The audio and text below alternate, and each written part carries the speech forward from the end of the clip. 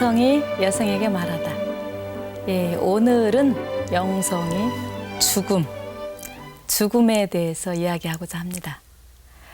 죽음, 무엇이 두려울까요? 죽음이 두렵지 않은 분은 아마 아무도 없을 것 같습니다. 우리 모두 죽음을 두려워하죠. 당연하고요. 죽음이라는 문제 앞에 우리는 어떠한 답도 찾을 수가 없습니다. 현재 이 세상에서 그 누구도 죽었다가 다시 살아나서 죽음에 대해서 말해 줄 수 있는 사람이 아무도 없죠. 왜 우리는 죽음을 두려워할까요? 죽음은 정말 끝인가요? 우리 영혼은 어떻게 되나요? 영혼은 형태가 없으니까 몸이 멸망해도 살아있지 않을까, 이런 기대감도 하죠. 죽음 이외에 대한 삶에 대해서 우리는 끊임없이 의문을 갖게 됩니다. 그러나 이제 많은 현자들은 죽음과 삶은 하나다라는 말을 많이 합니다. 특히 지두 크리슈나무르티라는 사람은 죽음을 이해하려면 삶 전체를 이해하여야만 한다고 합니다. 삶과 죽음 하나라는 것이죠. 또 철학자 마르틴 하이데거 역시 죽음은 아직 오지 않은 미래의 사건이 아니라 이미 항상 내 앞에 닥침, 그것이 바로 죽음이다 라고 이야기합니다. 불교에서도 삶은 곧 죽음이다 라고 이야기를 합니다. 생사가 하나다. 산다는 것은 곧 죽고 있다는 의미이며 우리는 죽음을 향해서 가고 있는 것이다 라고 이야기를 합니다. 그런데 중요한 것은 우리 인간들은요, 나의 죽는다는 건 알지만 나의 죽음을 상상할 수 없다는 겁니다. 나는 내가 언젠가 죽는다는 것을 확신은 하지만 느낌 아니면 공감, 정말 상상할 수가 없는 겁니다. 예, 죽음의 세계는 우리가 지각할 수 있는 그런 영역을 넘어선 차원의 문제이기 때문에 우리는 내 죽음에 대해서, 남의 죽음은 바라볼 뿐이고 내 죽음은 더더군다나 상상할 수가 없다라고 이야기합니다. 프로이드는 개인의 죽음은 상상을 넘어선 것이기 때문에 상상할 수 없다라는 것은 당연하다고 말합니다. 그리고 정신분석학, 심리학적인 측면에서 또 우리 인간은 자기 자신에 대한 죽음에 대해서 믿지 않는다는 겁니다. 이상하죠? 우리 죽음을 믿는데? 라고 말하죠. 이성으로. 우리가 생각은 그러하지만 나의 온 정말 정서적 감정으로, 느낌으로 나의 죽음에 대해서 공감이 안 되는 거죠. 죽는다는 것은 확실히 알지만 우리 스스로가 각자 자신의 죽음을 실제로는 믿지 못한다는 건데요. 철학자들도 역시 누구나 죽는다는 것은 알겠지만 내 자신의 죽음은 상상 너머에 있기 때문에 상상할 수가 없다라고 이야기합니다. 사실 실제로 우리는 나도 언젠가 죽을 거야. 내가 어떻게 죽을지 내가 어떻게 알아. 자다가 죽을지 교통사고로 죽을지 아니면 질병으로 죽을지 몰라. 그러나 죽는 건 확실해 라고 이야기를 하죠. 그러나 당장 이 죽음의 문제가 나한테 다가왔을 때 내가 내일 죽는다 아니면 한 달 후에 죽는다라고 할 때 우리는 놀랍니다. 그리고 받아들일 수 없습니다.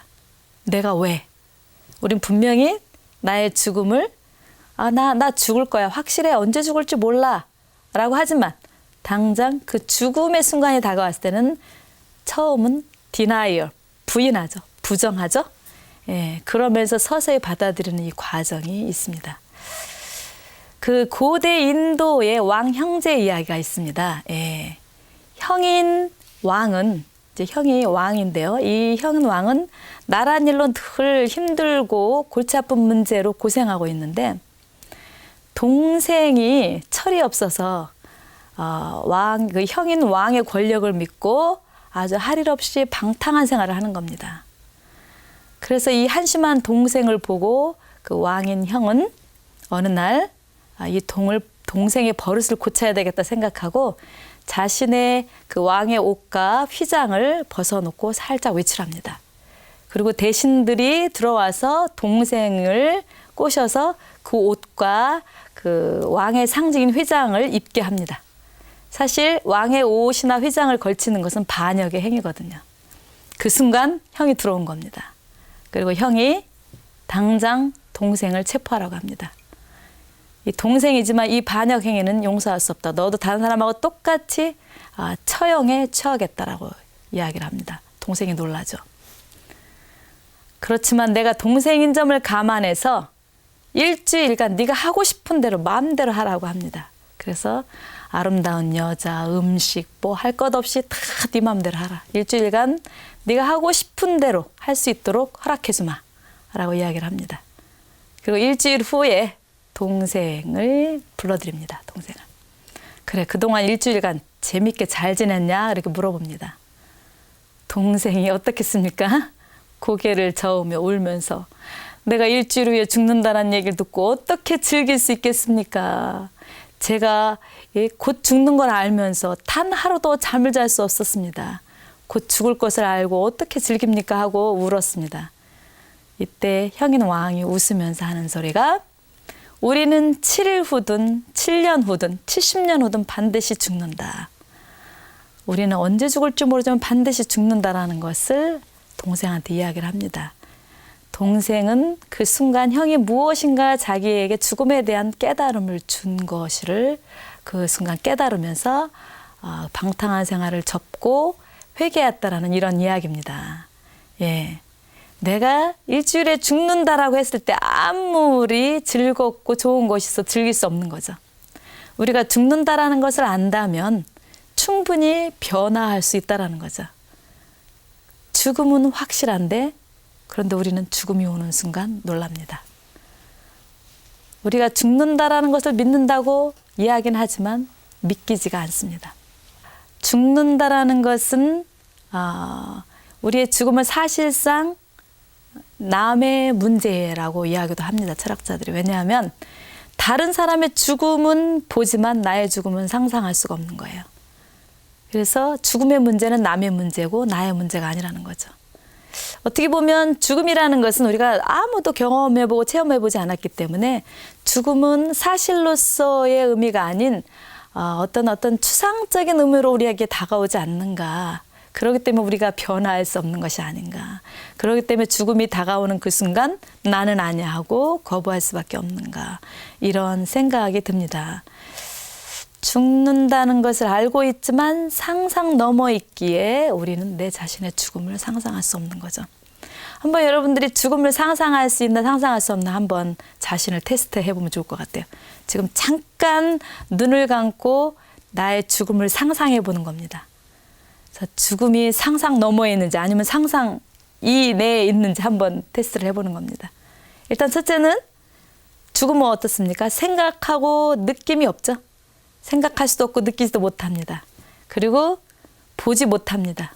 예, 지금 나의 죽음은 생각도 못하고 느끼지도 못하고 보지도 못합니다. 그런 상황을 한번 상상해 보십시오. 마치 꿈이 없는 잠이라고 생각하면 됩니다. 완전한 무의식의 상태를 한번 상상해 보는 겁니다. 내가 존재하지 않는 세상, 내가 사랑하는 사람들이 나 없이 살아가는 세상. 한번 본인이 관찰자가 돼서 그 장례식에 몰래 숨어 들어가 봅니다. 상상하는 겁니다. 내가 다녔던 장례식장을 떠올려도 되겠습니다. 그리고 그 관 속에 내가 누워 있는 것입니다. 그 자리에 내 자신이 누워있다고 한번 상상하면서 나의 완전한 무의식의 상태를 한번 생각해 보는 겁니다. 느낌이 옵니까? 느낌이 오지 않을 겁니다. 우리는 죽기 전까지는 실제로 죽음의 의미를 파악하기가 힘듭니다. 죽음에 대한 그 두려움은 어떻게 보면 죽음이란 것을 모르기 때문에 오는 것일 수 있습니다. 그래서 한번 우리가 왜 죽음을 두려워하는가도 한번 생각해 보면서 죽음을 준비하는 연습도 도움이 될 것 같습니다. 일단 우리가 죽음을 두려워하는 이유는 사랑하는 사람을 잃는다는 것. 이별이 두려운 것이죠. 더 이상 사랑하는 사람들과 이야기하고 음악을 듣고 여행을 다니고 음식을 먹고 즐거운 삶의 행위를 할 수 없다라는 것이 두려운 것이죠. 그리고 이별해야 된다는 것, 영원히 볼 수 없다라는 것. 어떤 한 자매의 아버님이 임종 전에 가족들을 모아놓고 이런 말씀을 하셨다고 합니다. 굉장히 침통해 하시면서 우리 가족이 언제 또 만날 수 있을까라고 묻더라는 겁니다. 가족들은 우리 또 만날 수 있을 겁니다 라고 이야기하니까 그때가 언제일까? 1년 후, 2년 후라고 질문을 했더라는 겁니다. 바로 죽음을 놓고 가장 이 아버님한테는 가족과의 이별이 너무 고통스러운 거죠. 바로 죽음이 두려운 것은 사랑하는 가족과 함께 할 수 없다라, 사랑하는 사람과 함께 할 수 없다라는 것이고, 또 하나는 죽음이 두려운 이유는 나의 몸이 없어질 거라는 것이죠. 지금 여러분들의 이 몸, 내가 느끼고 감각하고 뭔가 향을 느끼고 맛을 보고 뭔가 움직이면서 느끼는 그런 즐거운 감정들이 사라지는 거죠. 몸이 없어지면. 그 어떤 시한부 여성이 죽기 전에 이런 말을 했다고 합니다. 저는 벌레를 매우 싫어해요. 땅속에 홀로 묻혀 벌레들이 내 몸을 갉아먹는 공포를 도저히 견딜 수가 없어요 라고 고백했다고 합니다. 물론 죽으면 우리의 모든 신체의 기능과 감각 기능이 멈춰져 있는 상태이기 때문에 그런 걸 전혀 모를 겁니다. 그럼에도 불구하고 살아있는 나의 감각으로서는 느끼지 못하는 감각을 상상할 수 없는 거죠. 그러니까 그 무덤 속에 들어가는 그 자체가 두려운 겁니다. 자, 우리는 이렇게 이 살아있는 감각, 몸의 감각 이런 것들이 정지된 그 상태가 두려워지는 거죠. 또 하나는 죽음 이후의 세계는 알 수 없는 세계라는 것. 어떻게 보면 죽음 자체가 두려운 것보다는 내가 알 수 없기 때문에 두렵죠. 여러분들이 컴컴한 밤을 걸을 때 앞에 뭐가 있을지 모르기 때문에 더듬더듬거리고 두려워하듯이 죽음도 죽음 이후의 그 미지의 세계에 대한 두려움으로 우리가 죽음을 더 두려워하지 않나 이런 생각이 듭니다. 죽으면 어떻게 될까? 그 공자도 이런 말씀을 했다 그러죠. 이 세상의 삶도 다 알지 못하는데 어떻게 죽음 이후의 삶을 알 수 있는가라고 이야기했다고 하는데요. 우리는 여러 가지 이유로 죽음을 두려워합니다. 그럼에도 불구하고 우리는 죽습니다. 언젠가는 죽습니다. 이 죽음을 우리는 맞이하기 위해서 여러 가지의 준비를 할 수가 있겠습니다. 죽음을 맞이하기 위해서 우리가 언제 죽을지 모르는 그 죽음을 맞이하기 위해서 일단 우리는 혼자 죽는다는 사실을 알아야 되겠습니다. 우리는 아무하고도 같이 죽을 수가 없습니다. 아무리 사랑하는 사람이라도 한날 같은 시간에 죽는다고 할지라도 그것은 같이 죽는 행위가 아니라는 겁니다. 우리가 한날 한시에 이렇게 죽어도 죽음을 합쳐져서 일어나지를 않죠. 이 세상 모든 것과 함께 할 수 없는 순간, 바로 그 순간이 죽음의 순간이라고 생각합니다. 그래서 우리는 혼자 죽는다. 그 죽음 앞에는 오로지 하느님만이 계실 뿐이다라는 거. 그리고 우리의 삶은 이미 죽어가고 있다라는 것을 항상 묵상을 한다면 죽는 그 순간의 두려움이 줄어들지 않을까 생각합니다. 그래서 인간은 죽음으로 향하는 존재라는 것. 몽테뉴의 수상록에서 이런 말이 있죠. 산다는 것은 무덤을 향하여 한 발자국 한 발자국 다가가는 과정이다. 죽음에 대해서 여러분들이 늘 생각하면서 부정적으로 난 죽을 거야 이런 것이 아니고요. 죽음을 좀 더 경쾌하고 명쾌하게 받아들일 수 있는 연습. 죽음은 그냥 삶의 한 부분이라는 것. 이것을 늘 인식하면서 연습하자라는 거죠. 그래서 죽음은 우리들을 기다리고 있는지 모르지만 어디서 기다리는지 모르죠. 그래서 죽음에 대한 깨달음, 이런 것들은 우리를 구속해서 해방시켜줍니다. 죽음은 매 순간 이별의 과정 안에 있다라는 것. 매일 우리는 이별하는 그 순간이 죽음의 순간이라는 것도 인식했으면 좋겠습니다. 예를 들어서 열심히 쌓아놓은 재산을 잃을 때, 부지런히 이뤄놓은 성과가 무너질 때, 사랑하는 사람이 물론 떠날 때, 사람들이 나의 신념과 가치대로 움직여지지 않을 때, 이런 모든 상실의 순간들이 바로 죽음의 순간이라는 것. 그래서 이 순간을 좀 더 진지하게 보내려고 노력하는 것도 중요하다고 생각합니다.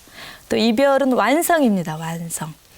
어떻게 보면 이별은 끝나는 것이 아니라 완성이라는 것. 그 시인 한영우 씨는 이별이 아름다움을 창조한다라고 이야기합니다. 죽지 않으면 생명도 없고 시들지 않는 꽃은 꽃이라 할 수 없고 만나기 위해서 사는 것 같지만 이별은 그 절정이 될 수 있다라는 것을 우리가 늘 생각하라 하면서 이별 이 순간이 바로 나의 또 다른 시작이구나라고 생각하면 좋을 것 같습니다. 그 다키타 요지로 감독이라고 일본 영화인데 굿바이라는 영화가 있습니다. 2008년도에 나온 영화인데 죽음을 보여주면서 삶을 이야기하는 영화입니다.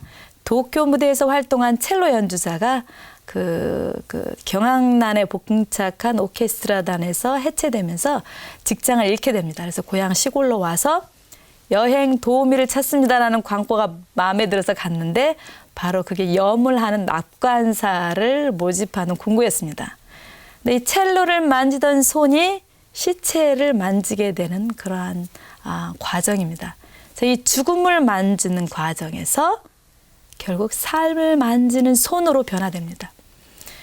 이 첼로 연주자, 굉장히 아름다운 예술가죠. 이 예술가가 첼로를 연주하면서 많은 사람들에게 신금을 올렸듯이 그 손으로 염을 하는 과정에서 살아있는 사람들에게 죽은 사람의 삶을 노래하는 그러한 모습을 연출하게 되는 거죠. 그러니까 사랑하는 사람을 보내는 과정에서 그 사랑하는 사람이 간 것이 아니라 죽은 것이 아니라 그 죽음이 바로 나의 삶을 통해서 온다라는 그러한 느낌을 가질 수 있도록 그러한 도와주는 그런 아름다운 납관사의 이야기인데요. 이 영화 중간에 그 납관회사 사장이 주인공과 음식을 먹으면서 이런 이야기를 합니다. 우린 살아가기 위해서 음식을 먹는다. 그런데 그 음식은 모두 남의 시체다. 그러니 먹을 바에야 맛있게 먹어주자 이런 이야기를 합니다. 사실 우리는 살기 위해서 먹는데 그 먹는 모든 것이 죽은 것입니다. 죽은 것을 먹는 거죠. 그리고 우리는 사는 거죠. 결국 죽음은, 이별은 남은 자를 위한 축복이며 사랑이 아닐까라는 생각을 합니다. 죽음은 마지막이 아닌 영원으로 가는 관문이라는 것. 그래서 그 요한복음에 나는 부활이요 생명이다. 나를 믿는 사람은 죽더라도 살고 또 살아서 나를 믿는 모든 사람은 영원히 죽지 않을 것이다. 너는 이것을 믿느냐? 예라고 대답할 수 있으면 좋겠죠. 우리 성프란 살레시오 성인은 또 이러한 죽음에 대해서 어떻게 또 보았을까요? 살레시오 성인은 많은 성인들의 그 죽음에 대해서 이야기를 하는데요. 놀라울 정도로 이 성인들이 죽음 직전에 무엇을 했는가를 수집한 글이 있습니다. 그 여러 성인들인데요.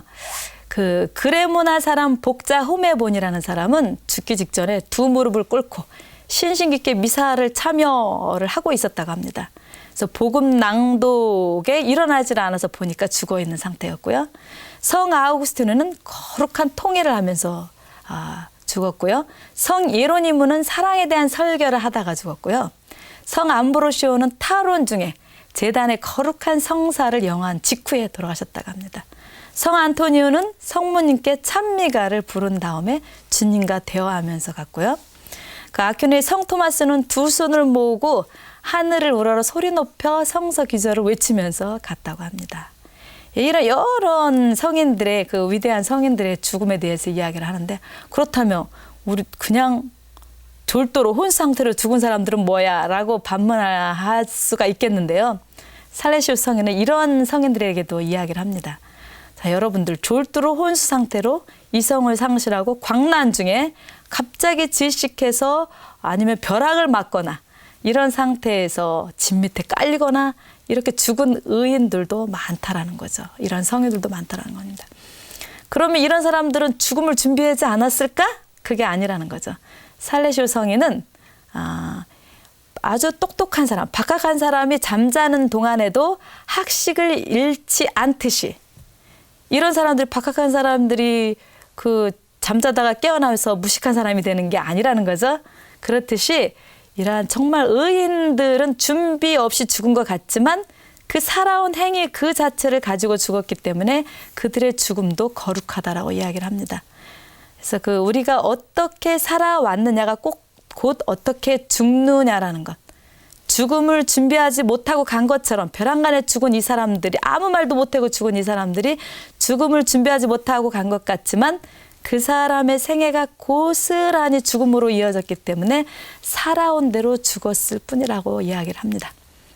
살레시오 성인은 죽음에 대한 생각으로 삶을 지내는 건 아주 건강하다고 말합니다. 그 어떤 사람도 죽음에 대한 두려움에서 자유롭지는 않습니다. 아무리 완벽하게 준비를 하고 죽음을 맞이하더라도 두려워합니다. 그렇지만 우리가 평상시에 늘 이러한 죽음을 생각하고 죽음의 연습을 하자라는 거죠. 죽음을 올 때 피하지 말고 그렇다고 죽겠다고 청하지도 말고 언제나 죽음을 준비하라. 그래서 살레시오 성에는 뭐라고 얘기하냐면 매일 밤 잠자기 전에 죽음의 리허설을 하자. 잠을 자러 갈 때 침대를 무덤으로 생각하고 잠들기 전에 마지막 날을 위한 죽음의 리허설을 하며 호흡을 가다듬고 마음을 모으라. 다음날 아침 뜨는 해를 볼 수 없다고 생각하고 죽음의 총연습을 하자라고 이야기를 합니다. 예, 죽음의 리허설. 오늘의 마침 기도는 우리 살레시오 성인이 얘기한 매일 밤 죽음의 리허설을 합시다라는 기도로 마무리하겠습니다. 주님, 매일 밤 자라갈 때 침대를 무덤 삼아 죽음을 생각합니다.